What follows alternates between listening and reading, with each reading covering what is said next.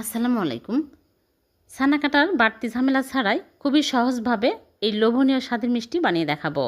মেহমান আসলে মেহমানকে বসিয়ে রেখে কথা বলতে বলতেই এই মিষ্টি বানিয়ে মেহমানকে আপ্যায়ন করতে পারবেন। খুবই সহজভাবে উপস্থাপন করব, তাহলে চলুন দেখে নিন। প্রথমে একটা বলের মধ্যে নিয়ে নিচ্ছি গুঁড়া দুধ। এখানে আমি ফুল ক্রিম 1 কাপ গুঁড়া দুধ নিয়েছি। ফুল ক্রিম নিতে হবে, তাহলে মিষ্টি ভালো হবে। আর বেকিং পাউডার হাফ চামচের একটু কম। আর দিয়ে দিচ্ছে ঘি হাফ টেবিল চামচ। ঘিয়ের পরিবর্তে তেলও দেওয়া যাবে। এখন ভালো করে ঘষে ঘষে মিক্স করে নিতে হবে, ভালোভাবে মিশিয়ে নিতে হবে। তারপরে ডিমের মিশ্রণ অল্প অল্প করে দিয়ে মাখিয়ে নিতে হবে। এখানে একটা বড় সাইজের ডিম ভেঙে নিয়েছি, ভালো করে ফেটিয়ে নিতে হবে। তারপরে অল্প অল্প করে দিয়ে মাখিয়ে নিচ্ছি। একবারে কিন্তু ঢেলে দেওয়া যাবে না, অল্প অল্প করে দিয়ে দেখতে হবে কতখানি লাগে। নরম করে মেখে নিতে হবে, পরে কিন্তু শক্ত হয়ে যায়। শক্ত করলে মিষ্টিগুলো শিরার মধ্যে দেওয়ার সাথে সাথে ভেঙে যায়। আমার এই প্রসেসগুলো আপনারা ফলো করবেন, তাহলে মিষ্টি ভালো হবে। এখানে সামান্য পরিমাণে বেঁচে গেছে। 5 মিনিট পর আমি হাত ধুয়ে এসে তারপরে এইরকম করে অল্প অল্প করে নিয়ে হাতে ঘি লাগিয়ে নিয়ে মিষ্টির শেপ দিয়ে নিচ্ছি। এইরকম করে গোল করে আমি সবগুলো মিষ্টি বানিয়ে নিব। আর মিষ্টিগুলো একদম মসৃণ করে বানিয়ে নিতে হবে, গায়ে যেন ক্র্যাক না থাকে। ক্র্যাক থাকলে ভেঙে যাবে।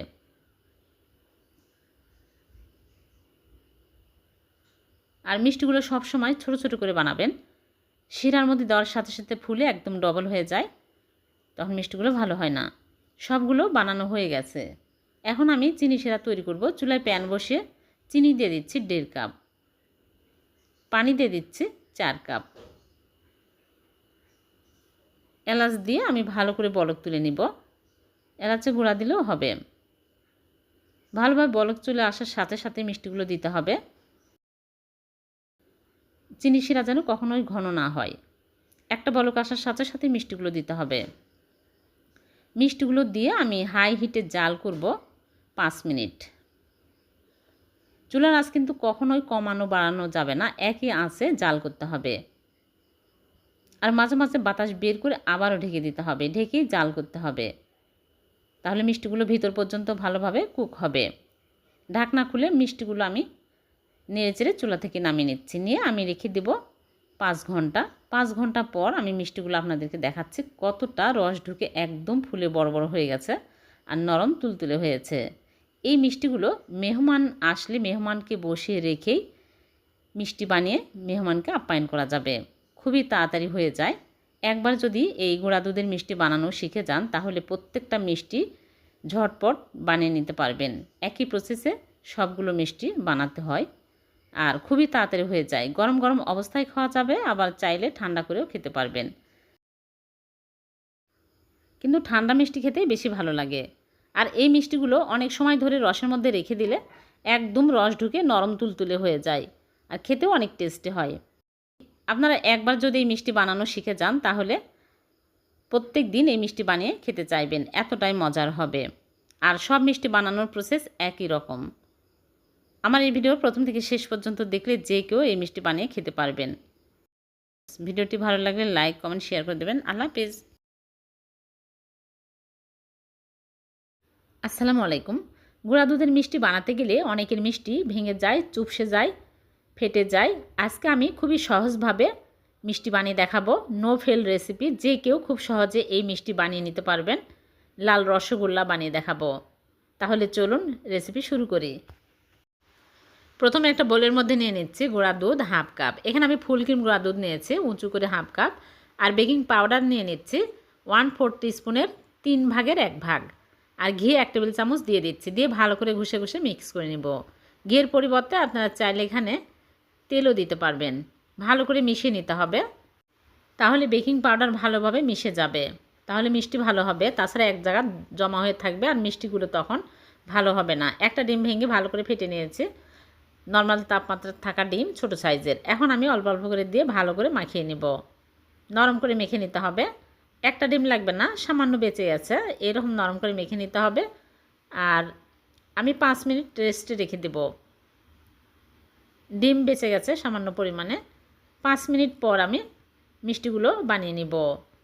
1/4 কাপ চামচ নিয়ে সেই চামচ দিয়ে এরকম করে তুলে আমি গোল মিনি রসগোল্লার শেপ দিয়ে নিচ্ছে। এই রসগোল্লা যখন আমি শিরার মধ্যে দিব ফুলে ডবল হয়ে যাবে।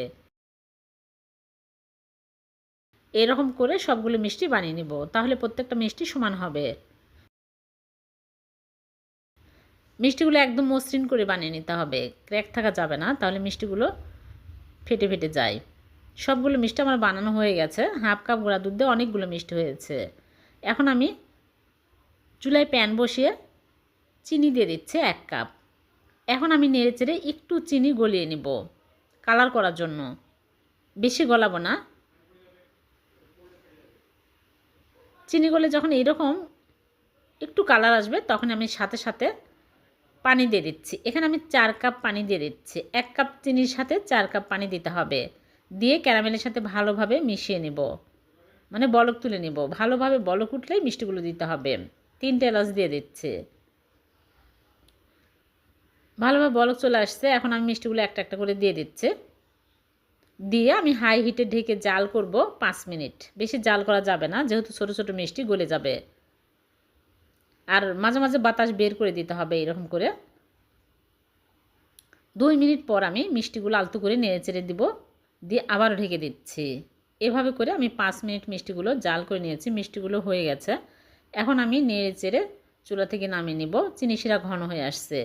চুলা থেকে নামিয়ে রেখে দিব 5 ঘন্টা। 5 ঘন্টা পর মিষ্টিগুলো পরিবেশন করে আপনাদেরকে দেখাবো। এখনও খাওয়া যাবে গরম অবস্থায়, কিন্তু শিরার মধ্যে রেখে দিলে মিষ্টিগুলো আরও বেশি ভালো হবে, রসে টইটুম্বুর হয়ে যাবে। ফিরে আসলাম 5 ঘন্টা পর। দেখুন মিষ্টিগুলো রস খেয়ে রসে টইটুম্বুর হয়ে গেছে। কত সুন্দর মিষ্টি হয়েছে। মাত্র 5 মিনিটেই কিন্তু মিষ্টিগুলো তৈরি করে ফেললাম। মিষ্টিগুলো আমি পরিবেশন করে নিচ্ছি। সবগুলো মিষ্টি অনেক সুন্দর হয়েছে, অনেক সুন্দর শেপ হয়েছে। চ্যাপটাও হয়নি, চুপসে যায়নি, গলেও যায়নি, কিছুই হয়নি। একদম পারফেক্ট মিষ্টি হয়েছে। আমি একটা কেটে দেখাচ্ছি কতটা ভিতরে ভালোভাবে কুক হয়েছে। মিষ্টি দেখেই বোঝা যাচ্ছে অনেক পারফেক্ট হয়েছে। এভাবে মিষ্টি বানিয়ে দেখবেন, যে কেউ এই মিষ্টি বানিয়ে নিতে পারবেন। নো ফেল মিষ্টি রেসিপি, একদম স্পঞ্জি হয়েছে। ভিডিওটি যদি ভালো লেগে থাকে লাইক কমেন্ট শেয়ার করে দেবেন, অন্যকে দেখার সুযোগ করে দেবেন। আবার দেখা হবে। আল্লাহ হাফেজ।